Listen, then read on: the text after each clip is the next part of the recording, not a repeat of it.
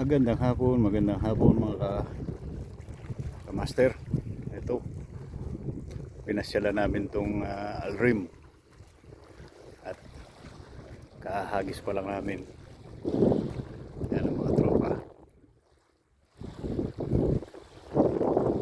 Sana makadenggoy ng isda dito. Wala, nangatin na naman yung mga kamay natin, kaya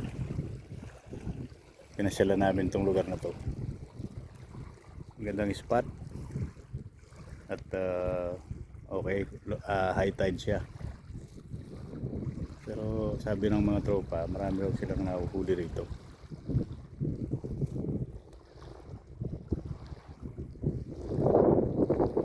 Kaya dalawang rat nakahabang na mga master. Abang-abang na lang tayo mga master.